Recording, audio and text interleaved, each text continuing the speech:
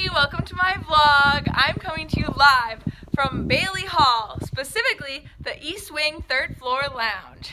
And today's vlog isn't going to be about the usual cinnamon challenge or ASMR. No, today we're talking about the St. Paul campus, specifically Bailey Hall.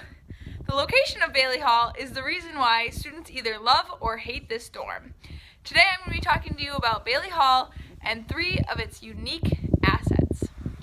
Now, the first unique aspect of living in Bailey Hall is the commute.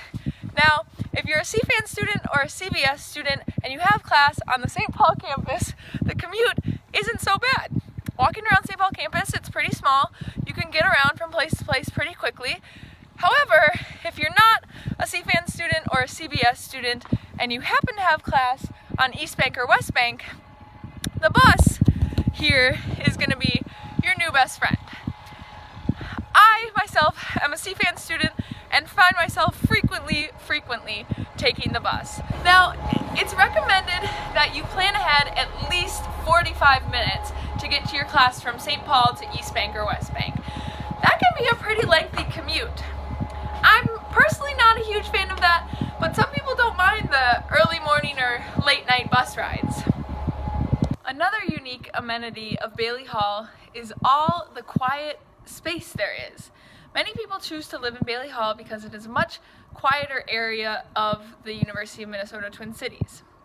As you can see behind me, there's a very large lounge that students can use generally during the daytime to study in peace and quiet and get their work done.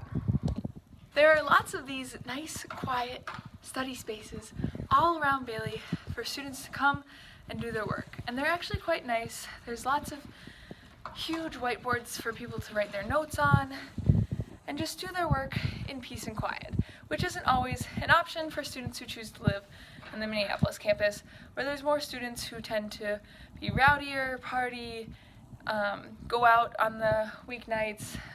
Here in Bailey Hall, we're a more studious and quiet bunch.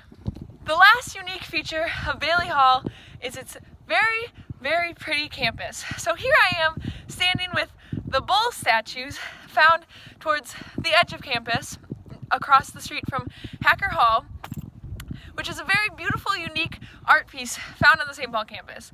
Now, since it's late at night and very cold and no longer seasonally appropriate, you'll have to take my word for the fact that it is a very pretty campus.